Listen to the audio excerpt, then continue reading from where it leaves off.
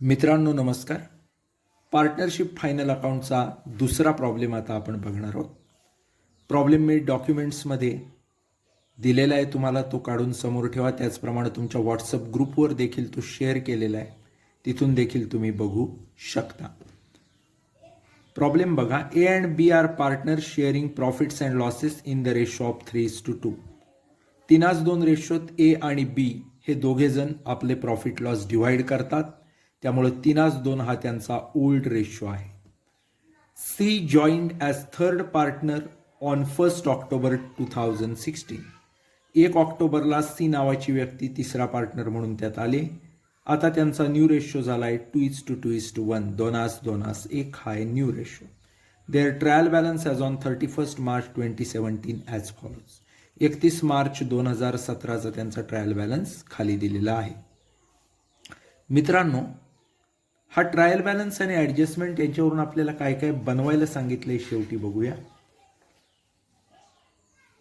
Trading profit and loss appropriation account for the period from 1/4/2016 to 31/9/2016 आणि 1/10/2016 ते 31/3/2017.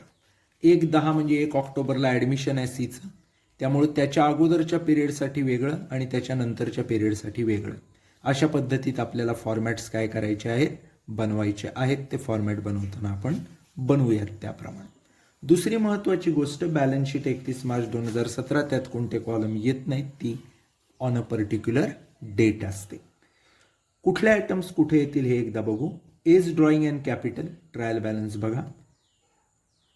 Partners capital account आपण बनवतो, त्याच्या क्रेडिटला याचं कॅपिटल येईल 6 लाख आणि ज्या 30,000 ड्रॉइंग आहेत त्या कॅपिटल अकाउंटच्या डेबिटला येतील. बीज ड्रॉइंग्ज अँड कॅपिटल 20,000 ड्रॉइंग आहेत त्या बीज कॅपिटलच्या डेबिटला आणि 4 लाख कॅपिटल आहे ते बीज कॅपिटलच्या क्रेडिटला. C's drawing and capital same 10,000 डेबिटला येतील ड्रॉइंग आणि 3 लाख कॅपिटल आहे ते सीज कॅपिटल अकाउंटच्या क्रेडिटला येईल. म्हणजे या तिन्हींचे इफेक्ट पार्टनर्स कॅपिटल अकाउंटला आपण काय करणार, देणार. परचेसेस अँड सेल्स अत्यंत साधी गोष्ट आहे. परचेस आहेत ते ट्रेडिंगच्या डेबिटला येतील 18 लाख, सेल 28 लाख, ट्रेडिंग क्रेडिटला. वेजेस दिलेले आहेत 2,80,000, तुम्हाला सगळ्यांना माहीत आहे, ट्रेडिंग अकाउंटच्या कुठे येतात, डेबिटला. फर्निचर 4 लाख बॅलन्स शीटच्या असेटला. General expenses profit and loss डेबिटला 60,000 रुपये आहेत. रेट टॅक्सेस हे पण 60,000 आहेत, प्रॉफिट लॉसच्या डेबिटला येतील. डेटर्स अँड क्रेडिटर, डेटर आहेत 12,52,000, ते येतील बॅलन्स शीट असेटला आणि क्रेडिटर्स आहेत 5 लाख बॅलन्स शीटच्या लायबिलिटी साईडला. कॅश अँड बँक बॅलन्स आहे 7 लाख, असेट साईडला येईल बॅलन्स शीटच्या. आणि amount brought by C for it share of goodwill 1 lakh आहे. याला मार्क करून ठेवा, त्याची ॲडजस्टमेंट होईल. जे न्यू पार्टनरनं ॲडमिशन होताना आणलेलं गुडविल असतं ते ओल्ड पार्टनर्स त्यांच्या सॅक्रिफाईस रेशोमध्ये काय करतात, डिव्हाइड करतात. ॲडजस्टमेंट बघत असताना पहिली ॲडजस्टमेंट जी दिलेली आहे ती आहे स्टॉक ऑन 31 मार्च 2017 3,60,000. 31 मार्च 2017चा स्टॉक आहे 3,60,000. हा क्लोजिंग स्टॉक आहे, त्यामुळं ट्रेडिंग अकाउंटच्या शेवटच्या कॉलमला येईल एक इफेक्ट आणि बॅलन्स शीटच्या असेटला. परचेसेस फ्रॉम 1/4/16 ते 30/9/16 दिलेले आहेत 8 लाख. आता बघायचं एकूण परचेस किती आहेत आपले, 18 लाख आहेत.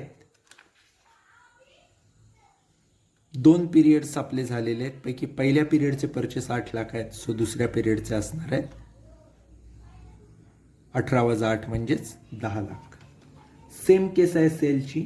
1/4/16 ते 30/9/16 म्हणजे पहिल्या पिरियडचे आहेत 12 लाख, म्हणजे दुसऱ्या पिरियडचे 28मधनं 12 गेले की जे राहतात ते 16 लाख हे पोस्ट पिरियडला देखील काय असणार आहेत. त्याच्यानंतर पुढचं जे विचारलेलं आहे ते आहे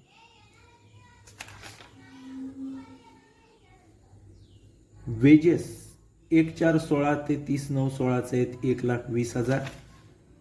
एकूण वेजेस आहेत आपले 2,80,000. त्यातनं 1,20,000 पहिल्या पिरियडचे गेले, राहिले ते 1,60,000 दुसऱ्या पिरियडचे. पहिला पिरियड आहे त्याला आपण प्री म्हणायचं आणि दुसरा आहे त्याला पोस्ट म्हणायचं. त्याच्यानंतर स्टॉक ऑन 30/9/16 1,20,000. पहिल्या पिरियड जो संपतो 30/9/16ला त्याचा स्टॉक आपल्याला काय केलेला आहे, दिलेला आहे. मग अशा वेळी आपण काय करायचं, 30/9/16चा जो स्टॉक आहे त्याला आपण काय म्हणणार, 30/9/16चा जो स्टॉक आहे त्याला म्हणणार आपण त्या पिरियडचा क्लोजिंग स्टॉक. आणि दुसरा जो पोस्ट पिरियड आहे 31/3/17चा त्या पिरियडला काय होईल, तो ओपनिंग स्टॉक असेल. इकडचा क्लोजिंग म्हणजे तिकडचा ओपनिंग. इथं आता काय होईल, नेहमीपेक्षा वेगळं आहे. 2 ओपनिंग स्टॉक आहेत, 2 क्लोजिंग स्टॉक आहेत. त्याप्रमाणे आपल्याला काय करायला लागतील, इफेक्ट्स द्यावे लागतील. त्याच्यानंतर जे आहे ते म्हणजे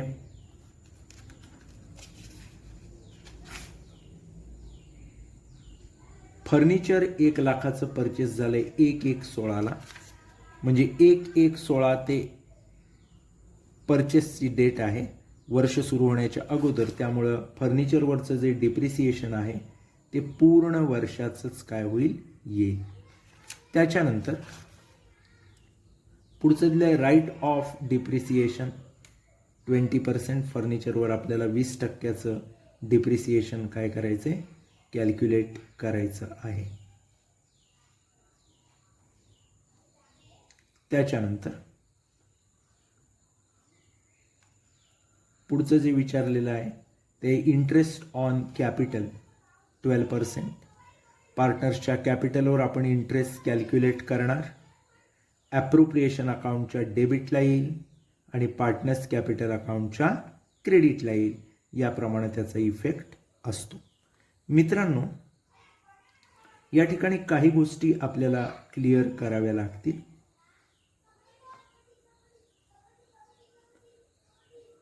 या क्लिअर करत असताना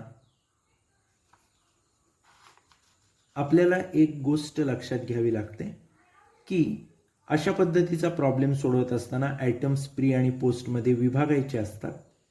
त्याच्यासाठी आपण काही रेशोज काढत असतो, ज्यामध्ये सेल्स रेशो असतो, टाइम रेशो असतो आणि त्या माध्यमातून हे एक्सपेन्स काय केले जातात, डिव्हाइड केले जातात. आज मात्र इथं कोणतं कसं डिव्हायडेशन करायचं याच्या संबंधी फारशी काही माहिती दिलेली नाही आहे. त्यामुळं आपण काय करणार तर साधारण इक्वल रेशोत हे एक्सपेन्स डिव्हाइड करणार आहोत. मित्रांनो, आता आपण प्रॉब्लेम सोडवायला सुरुवात करू. पहिला फॉर्मॅट तुम्हाला बनवायचा आहे तो म्हणजे in the books of A, B and C trading account for the year ended 31 March 2017. Particulars अमाऊंटचे 2 कॉलम आहेत. पहिला आहे 30/9/16चा, दुसरा आहे 31/3/17चा. वर्ष सुरू झालं आहे 1 एप्रिलला. 1 एप्रिल ते 30 सप्टेंबर म्हणजे पहिला पिरियड पण 6 महिन्याचा आहे. आणि 1 ऑक्टोबर ते 31 मार्च दुसरा पिरियड पण 6 महिन्याचा आहे. अशा पद्धतीत 6 कॉलम बनवणार आपण. पर्टिक्युलर्स, प्री पिरियडचा कॉलम, पोस्ट पिरियडचा कॉलम, पुन्हा पर्टिक्युलर्स, प्रीचा कॉलम, पोस्टचा कॉलम. सेम खाली प्रॉफिट अँड लॉस अकाउंट बनवायचं. Particulars 30/9/16 31/3/17, particulars 30/9/16 31/3/17. त्याचप्रमाणे आपल्याला profit and loss appropriation account बनवायचं आहे. याच्यात देखील सेम पद्धतीनं कॉलम्स असतील. Particulars 30/9/16 31/3/17, particulars 30/9/16 31/3/17. त्याच्यानंतर आपल्याला बनवायचं आहे पार्टनर्स कॅपिटल अकाउंट. या अकाउंटमध्ये मात्र आपल्याला 3 पार्टनर्सची कॅपिटल बनवायची आहेत. पर्टिक्युलर्स ABC, पर्टिक्युलर्स ABC या पद्धतीत. त्याच्यानंतर बॅलन्स शीट बनवायची 31 मार्च 2017ला. लायबिलिटीज अमाऊंट, असेट अमाऊंट या पद्धतीत फॉर्मॅट करू.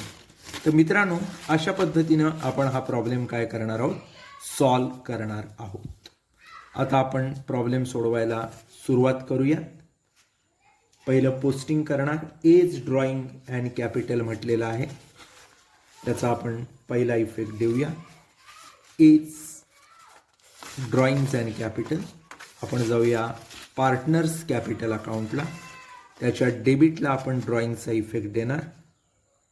पार्टनर्स कॅपिटल अकाउंटच्या डेबिटला ड्रॉइंगचा इफेक्ट आपल्याला द्यायचा आहे. 2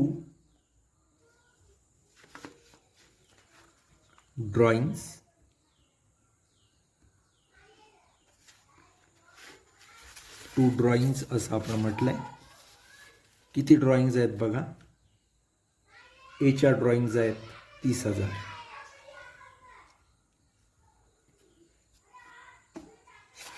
त्याच्यानंतर आता आपल्याला कॅपिटलचा इफेक्ट द्यायचा आहे, तो क्रेडिटला देणार. By balance brought down. Capital आहे याचं बघा किती आहे, 6 लाख.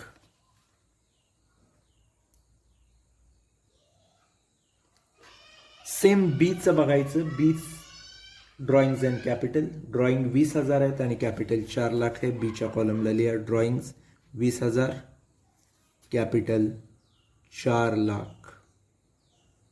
सेम सी मध्ये जायचं. आता सीच्या 10,000 ड्रॉइंग्स आहेत आणि 3 लाख कॅपिटल आहे. ड्रॉइंग्स 10,000 आणि कॅपिटल 3 लाख. आपण काय केलं, पार्टनर्स कॅपिटल अकाउंटच्या क्रेडिटला घेतलं आणि ड्रॉइंग्स पार्टनर्स कॅपिटल अकाउंटच्या डेबिटला घेतल्या. आता पुढे जायचं. पुढे जात असताना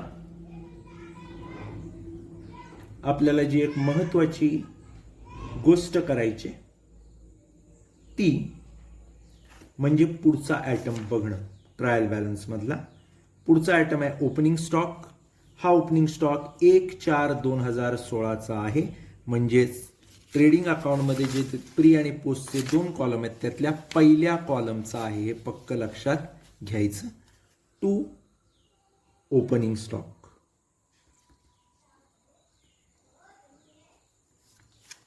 किती आहे, 60,000. दुसऱ्या पिरियडची जागा आहे, तो आपल्या जेव्हा लक्षात येईल तेव्हा आपण लिहू. Purchases and sales. परचेसेस हे ट्रेडिंग अकाउंटच्या कुठे येतात, डेबिटला.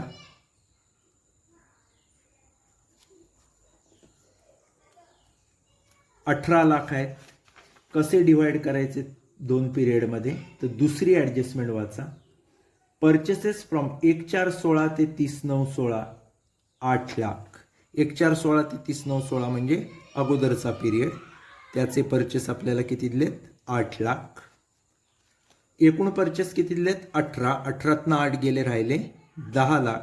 ते दुसऱ्या पिरियडचे काय आहेत, परचेस आहेत. आलंय लक्षात.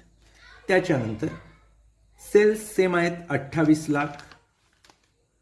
या 28 लाखापैकी पहिल्या पिरियडचे किती दिले, तिसरी ॲडजस्टमेंट बघा. 1/4/16 ते 30/9/16 आहेत 12 लाख. बाय सेल्स 30/9/16 आहेत 12 लाख. एकूण आहेत 28. 28 मधले 12 गेले, राहिले ते 16 लाख आपले दुसऱ्या पिरियडचे आहेत. त्याच्यानंतर वेजेस ट्रेडिंग डेबिटचा आयटम 2 वेजेस. वेजेसचा आपण बघितले तर किती दिले, 2,80,000. ॲडजस्टमेंट नंबर 4 बघितली तर आपल्याला दिसेल 1/4/16 ते 30/9/16चे वेजेस आहेत 1,20,000. प्री पिरियडचे आपण लिहून घेतले 1,20,000. 2,80,000 1,20,000 गेले, राहिले 1,60,000. ते आपण घेणार दुसऱ्या पिरियडला. त्याच्यानंतर फर्निचरचा इफेक्ट कुठे येईल, बॅलन्स शीटच्या असेट साईडला. तुम्हाला माहिती आहे cash in hand cash at बँकसाठी आपण पहिले 1-2 ओळी सोडतो आणि मग फिक्स असेट घेतो, त्याप्रमाणे घ्या. फर्निचर बॅलन्स शीट असेटला किती आहे अमाऊंट फर्निचरची, 4 लाख.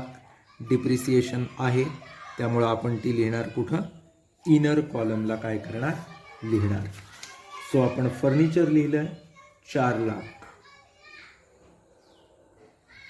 आता पुढचा जो महत्त्वाचा घटक आपल्याला बघायचा आहे तो कोणता आहे बघा.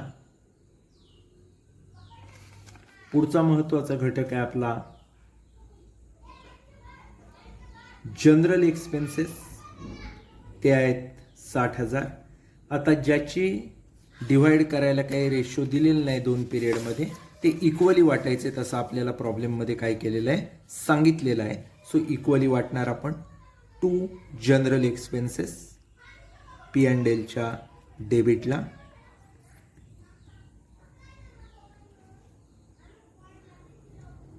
जनरल एक्सपेन्सेस 60,000 इक्वली वाटले की 30-30. हे इक्वली आपण वाटतो याचं कारण एवढंच आहे की आपल्याला सांगितलं आहे, आणि नसतं सांगितलं तर जनरल एक्सपेन्स म्हणा, रेंट रेट टॅक्सेस म्हणा, हे जे आयटम आहेत की जे टाईम रेशोशी रिलेटेड आहेत ते आपण टाईम रेशोत म्हणजेच 6-6 महिने असल्यामुळे इक्वली वाटले असते. आणि सेलिंग एक्सपेन्स सारखा जो सेल्सचा आयटम आहे तो सेल्स रेशोत आपण काय केलं असतं वाटला असता. आता सेलजवरती आपण बघितले तर प्रीला 12 दिसत आहेत, आपले 12 लाख दिसत आहेत, पोस्टला 16 लाख. सो 12-16 म्हणजेच 4-3-12 4-4-16 3-4 रेशो येईल, त्यात वाटले असते. अशा पद्धतीत आपण काय केलं असते वाटप केलं असतं. पण आत्ता तसं काही करायची गरज नाही आहे, डायरेक्ट आपण इक्वली वाटतोय. त्याच्यानंतर आहेत रेंट रेट टॅक्सेस P&L डेबिटला.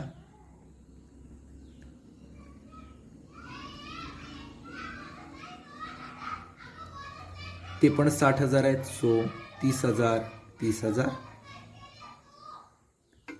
त्याच्यानंतर आहे सेलिंग एक्सपेन्स P&L डेबिटला.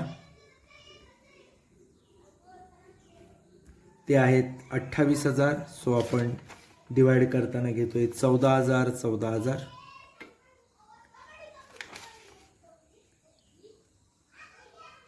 त्याच्यानंतर डेटर्स आणि क्रेडिटर्स दिलेले आहेत.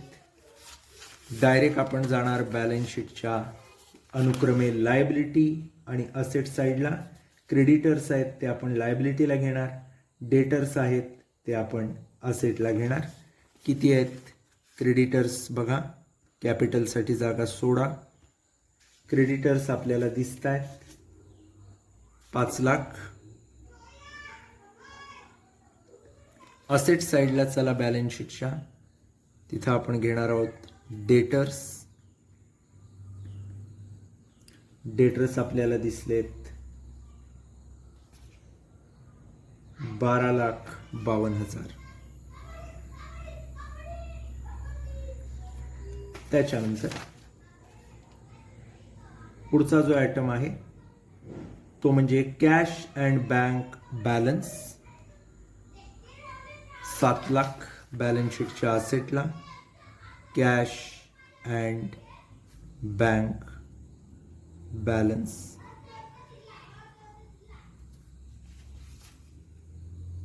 7 लाख.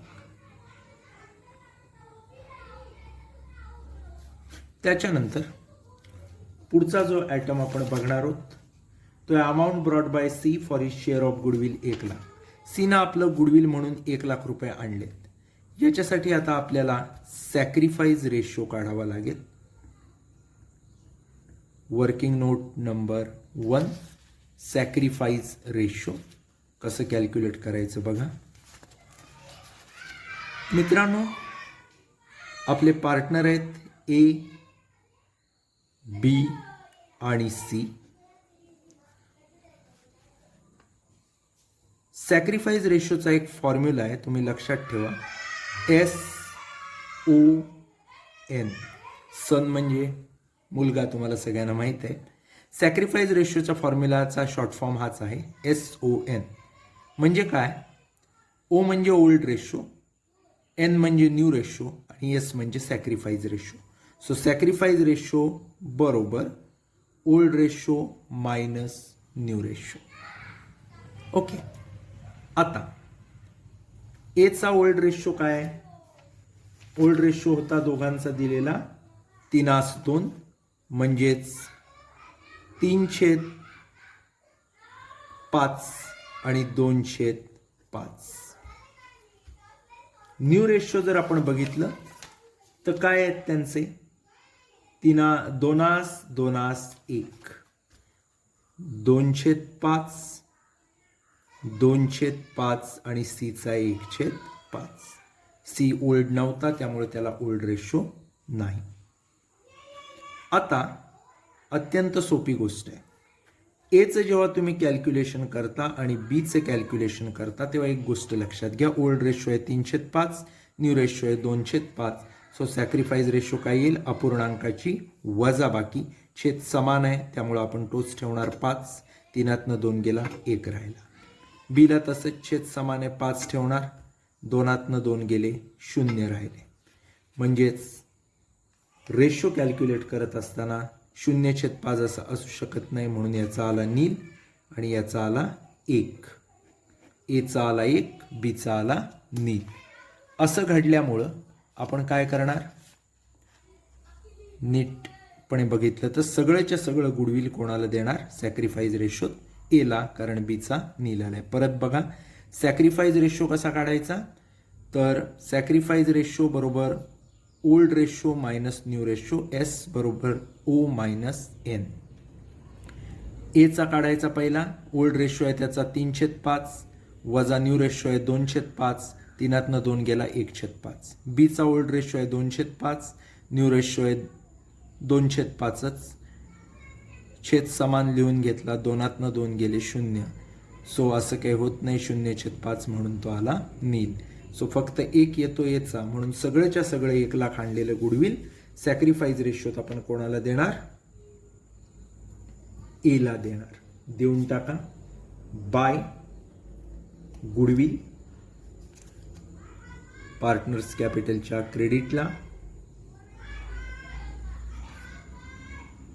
एच्या कॉलममध्ये 1,00,000 डॅश डॅश. आता जर बघितलं तर आता आपल्याला काय करायचे? 1 बाय 1 ॲडजस्टमेंट आपल्याला बघायच्या आहेत.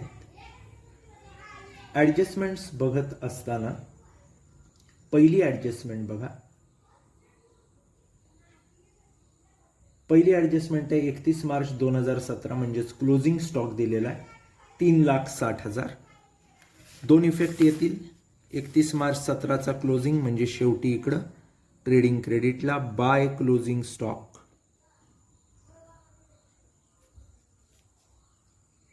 3,60,000 आणि त्याचा दुसरा इफेक्ट येईल बॅलन्स शीटच्या असेटला क्लोजिंग स्टॉक 3,60,000. त्याच्यानंतर पुढची जी ॲडजस्टमेंट परचेस, सेल्स, वेजेस या तिन्ही ॲडजस्टमेंट आपल्या झाल्यात. पाचवी ॲडजस्टमेंट बघा. स्टॉक ऑन 30/9/16 आहे 1,20,000. 30/9/16चा स्टॉक दिलेला आहे. 30/9/16ला पहिल्या कॉलमचा तो असणार आहे 30/9/16चा हा पहिल्या कॉलमचा काय असणार आहे? क्लोजिंग. आणि दुसऱ्याचा ओपनिंग. 1,20,000 हा इकडचा क्लोजिंग होतो आणि दुसऱ्या पिरियडचा काय होतो? ओपनिंग होतो. येते लक्षात? 30/9/16चा तो क्लोजिंग आहे आणि त्याचाच दुसरा इफेक्ट 1/10/16ला हा ओपनिंग आहे दुसऱ्या पिरियडचा. त्याच्यानंतर furniture worth ₹1,00,000 was purchased on 1/1/2017. आपलं जे फर्निचर आहे त्यातलं 1,01,000 हे फर्निचर हे 1/1/2017ला काय केलंय? परचेस केलंय. साधी गोष्ट आहे. आपण वर्किंग नोट करणार. Working note number 2, depreciation on furniture 20% आपण डिप्रिसिएशन कॅल्क्युलेट करतो. एकूण फर्निचर किती दिलं आहे आपल्याला? 4 लाख आहे. त्यामुळं 3 लाखावर प्री आणि पोस्ट 20% जर आपण कॅल्क्युलेट केलं तर 3 लाखावर 20% येतं 60,000. म्हणजे प्रीला येईल 30,000, पोस्टला येईल 30,000. त्याच्यानंतर जर 1 लाखाचं आपण बघितलं तर हे जे 1 लाखाचं आपण परचेस केलेलं आहे हा 1/1/17 आहे. मग 1 लाखावर आपल्याला जानेवारी फेब्रुवारी मार्च 3च महिन्याचं डिप्रिसिएशन 20% काढायचं आहे. म्हणजे ते किती येईल? 1 लाख गुणिले 20/100 गुणिले 3/12 म्हणजेच फक्त 5,000 आणि ते पोस्ट पिरियडचं असेल. त्यामुळं पोस्ट पिरियडचं डिप्रिसिएशन होईल 30 आणि 5 35,000 आणि प्री पिरियडचं मात्र दिलेलं आहे तेच राहील 30,000. आले लक्षात? सो 35 आणि 30 65,000 आपण इकडं लेस करणार 3,35,000. आणि दुसरा इफेक्ट प्रॉफिट अँड लॉसच्या डेबिटला देताना मात्र टू डिप्रिसिएशन ऑन फर्निचर. पहिल्याला 30,000 आणि दुसऱ्या पिरियडला 35,000. अशा पद्धतीत आपण इफेक्ट देणार. मित्रांनो, याच्यानंतर आपल्याला जी बघायची ॲडजस्टमेंट ती शेवटची इंटरेस्ट ऑन कॅपिटल 12% आणि नो इंटरेस्ट ऑन ड्रॉइंग म्हणजे ते काही प्रोव्हाइड करायचं नाही. इंटरेस्ट ऑन कॅपिटल 12% काढायचे. पहिला इफेक्ट पार्टनर्स कॅपिटलच्या क्रेडिटला बाय इंटरेस्ट ऑन कॅपिटल 12% काढायचं आहे. पहिल्याचं कॅपिटल आहे 6 लाख. 6 लाखावर 12% काढलं तर 12 6 लाख गुणिले 12/100. Okay, 12 72 so 72,000. दुसऱ्याचं आहे 4 लाख. 4 लाखावर 12% किती येईल? 12 48,000. तिसऱ्याचं डायरेक्ट 3 लाखावर आपण घेऊ शकणार नाही कारण तो आला 1 ऑक्टोबर 2016ला. त्यामुळे ऑक्टोबर नोव्हेंबर डिसेंबर जानेवारी फेब्रुवारी मार्च 6च महिन्याचं काढायचं आहे. सो 3 लाख गुणिले 12/100 गुणिले 6/12 सो 6 महिन्याचं त्याच्यावर आपण कॅल्क्युलेट करू. त्याचं उत्तर येईल ते म्हणजे फक्त 18,000. वर्षाचं असतं तर आलं असतं 36,000. नीट कॅल्क्युलेट करायचं. 3 लाख गुणिले 12/100 गुणिले 6/12 कारण फक्त 6 महिने सी आपल्याकडं आहे. याचा दुसरा इफेक्ट देत असताना profit and loss appropriation account आपण बनवलेलं आहे जे पार्टनरशी रिलेटेड ट्रान्झॅक्शनसाठी असतं. त्याच्या डेबिटला याचा दुसरा इफेक्ट द्यायचा to interest on capital A B आणि सी. आता बघा, पहिल्या एचं 72 आहे. दोन्ही पिरियड इक्वल आहेत 6-6 महिन्याचे. सो 36,000 36,000 येईल. दुसऱ्या बीचं जे आपण कॅल्क्युलेट केलं आहे ते 48 आहे. सो इक्वली 24 येईल.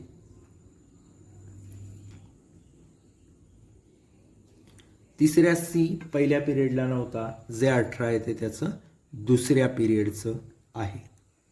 येते लक्षात? त्यामुळं अशा पद्धतीनं आपल्याला काय करायचं आहे? कॅल्क्युलेशन करायचं आहे. त्याच्यानंतर आता आपण प्रॉब्लेम टॅली करण्याकडे येऊ. पहिलं आपल्याला ट्रेडिंग अकाउंट टॅली करायचं असतं. ट्रेडिंग अकाउंटच्या क्रेडिटची टोटल घ्या.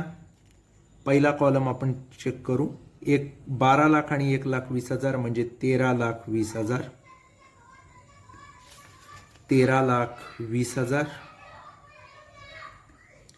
डेबिटची टोटल घ्या. 8,60,000, 9,60,000, 9,80,000. सो 3,00,000 20 × 20 40, 3,40,000 असा पहिला आपला ग्रॉस प्रॉफिट येतोय प्री पिरियडचा. To gross profit carried down 3,40,000. आता आपण पोस्ट पिरियडकडे येऊया. पोस्ट पिरियडची क्रेडिटची टोटल घ्या. 16 लाख आणि 3,60,000, 19,60,000, 19,60,000. या 19,60,000 1,20,000, 10 लाख आणि 1,60,000 असे आपण मायनस करू. 10 आणि 2 12,80,000 मायनस करू. सो आपल्याला 6,80,000 असा प्रॉफिट मिळेल. हा आपल्याला मिळाला दोन्ही पिरियड्सचा ग्रॉस प्रॉफिट 3,40,000 आणि 6,80,000. ग्रॉस प्रॉफिट आपण काय करतो तर प्रॉफिट अँड लॉस अकाउंटच्या क्रेडिटला ट्रान्सफर करतो. By gross profit brought down. Pre पिरियडचा आहे 3,40,000 आणि पोस्ट पिरियडचा आहे 6,80,000. टोटल करायची प्रॉफिट अँड लॉस अकाउंटची. साधारण जर आकडे बघितले तर क्रेडिट साईड जास्त आहे, सहज कळेल आपल्याला. त्यामुळं प्री पिरियडची टोटल घ्यायची जी आहे तीच 3,40,000. त्यातनं डेबिटच्या फिगर मायनस करायच्या 30,000, 30,000, 14,000 आणि 30,000. म्हणजे 30 त्रिक 90, 100, 1,04,000. 3,40,000मधनं 1,04,000 गेले. सो राहिले 2,36,000. हा आला आपला प्री पिरियडचा नेट प्रॉफिट.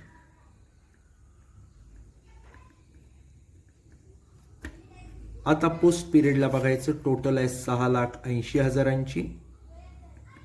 या 6,80,000 मधून 4 फिगर लेस करायचे आहेत. 30, 30, 14 आणि 35. सो होतात 30 दून 60, निदा 70, निदा 74. 1,09,000 मायनस करायचे म्हणजे 5,71,000 असा तुमचा काय येईल या पिरियडचा प्रॉफिट येईल. आता नेट प्रॉफिट ॲप्रोप्रिएशन अकाउंटच्या क्रेडिटला ट्रान्सफर करायचा. By net profit brought down. पहिल्या पिरियडचा आहे 2,36,000 आणि दुसऱ्या पिरियडचा आहे 5,71,000.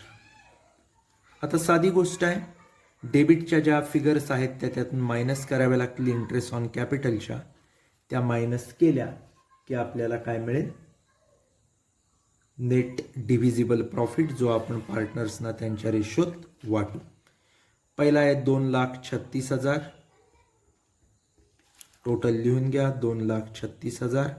त्यातनं 2 आकडे आपल्याला मायनस करायचे आहेत 36,000 आणि 24,000. सो ते 60,000 होतात. 2,36,000मधनं 60 गेले की राहिले 1,76,000. याला आपण म्हणायचं to net divisible profit carried down. दुसरी टोटल आहे बघा 5,71,000.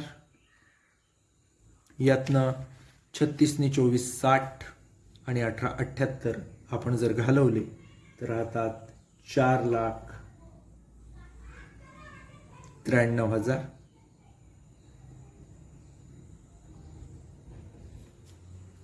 सो टोटल येते 5,71,000. आता काय करायचं अगदी सोपी गोष्ट आहे. सिम्पली आपण आता जायचं पुढे म्हणजेच बॅलन्स शीटला, पार्टनर्स कॅपिटल अकाउंटला, आणि तिथे हे प्रॉफिट्स त्यांच्या रेशोत ट्रान्सफर करायचे. कसे करायचे बघा. पार्टनर्स कॅपिटलच्या क्रेडिटला बाय नेट प्रॉफिट, इथं प्री पिरियड म्हणूया, आणि by net profit net divisible profit post period म्हणूया. प्रीचा वाटायचा ओल्ड रेशोत फक्त दोघांनाच ओल्ड रेशो आहे त्यांचा 3:2 ए आणि बीला. ए आणि बीला 3:2 मध्ये आपल्याला किती अमाऊंट वाटायचे, तर ही 1,76,000.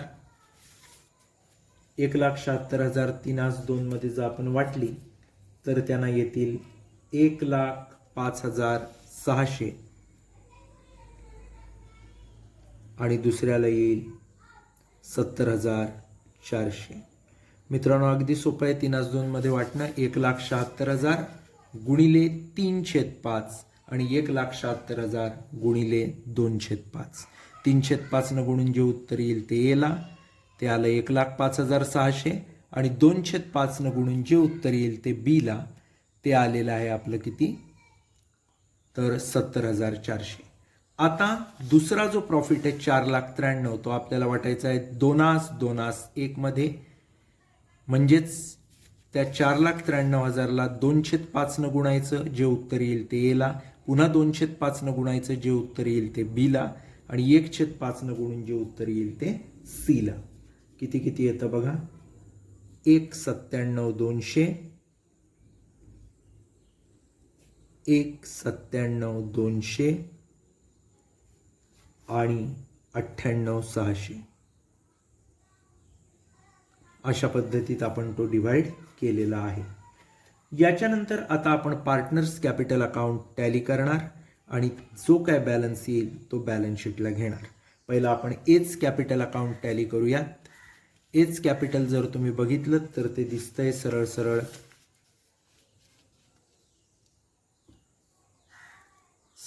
6,00,000, 1,72,000, 1,05,600, 1,97,200 सगळ्यांची टोटल घ्या क्रेडिट साईडची. 10,74,800. डेबिटला यायचं टू बॅलन्स कॅरीड डाऊन. आता टू बॅलन्स कॅरीड डाऊन काढत असताना ही जी टोटल आली 10,74,800 त्यातनं 30,000 घालवायचा जो आपल्या ड्रॉइंग्ज आहेत, त्यामुळे येतील 10,44,800. सेम वे बीची घ्यायचं. बघा 4,00,000 आहेत, 48,000 आहेत, 70,400 आहेत आणि 1,97,200 आहेत. टोटल घ्यायची या सगळ्यांची. माझ्या मते ती येईल 7,15,800, 7,15,800, 7,15,800. त्यातनं डेबिटच्या ड्रॉइंग्ज आहेत बघा 20,000 रुपये. त्या 20,000 ड्रॉइंग्ज आपण त्यातनं मायनस करायच्या. त्या जर तुम्ही मायनस केल्यात तर येतील 6,95,000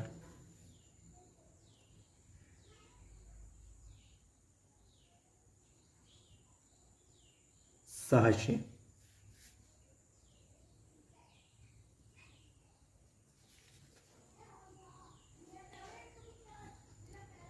आठशे नसून हे किती आहेत, 600 आहेत. 400 नी 200. त्याच्यानंतर तिसरं सीचं 3,18,000 आणि 98,600. टोटल जर आपण घेतली ती येईल 4,16,600. 4,16,600.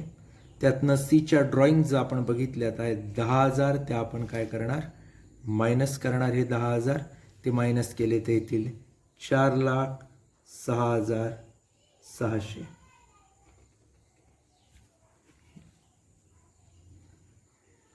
आता कॅपिटल अकाउंट्स घ्यायचे. असेट साइड, लायबिलिटी साइडला बॅलन्स शीटच्या ए, बी आणि सी.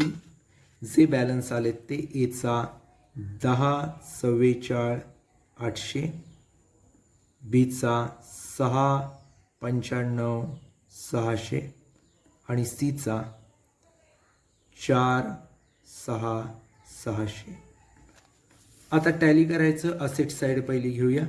7,00,000 आहेत, 3,35,000, 12,52,000 आणि 3,60,000. टोटल येते 26,47,000. तसंच लायबिलिटीचं तिघांचे कॅपिटल 10,44,800, 695,600, 4,06,600 आणि क्रेडिटर्स आहेत 5 लाख. टोटल येते 26,47,000. अशा पद्धतीनं आपला हा प्रॉब्लेम काय होतो, टॅली होतो. मित्रांनो, हा प्रॉब्लेम जो आता आपण टॅली केला आहे ते सोल्युशन आणि प्रॉब्लेम सगळं मी ग्रुपवरती देखील व्हॉट्सअपच्या टाकलं आहे. त्याचप्रमाणे इथं देखील तुम्हाला दिसतं आहे. एक गोष्ट पक्की सगळ्यांनी करायची आहे, ती म्हणजे हाच प्रॉब्लेम परत एकदा तुम्ही सॉल्व करून बघायचा आहे. एकदा दोनदा व्हिडिओ बघा म्हणजे तो व्यवस्थित लक्षात येईल. त्यातूनही जर तुम्हाला कोणती शंका येत असेल, काही अडचण वाटत असेल तर निश्चितपणे माझ्याशी तुम्ही फोनवरती कॉन्टॅक्ट करू शकता. माझा नंबर सगळ्यांकडे आहे, व्हॉट्सअप ग्रुपमध्ये ॲड आहे आणि त्या माध्यमातून तुमची शंका दूर करून घेऊ शकता. या ठिकाणी आपण थांबतोय. पुन्हा एका नवीन प्रॉब्लेमसह आपण भेटूयात. नमस्कार.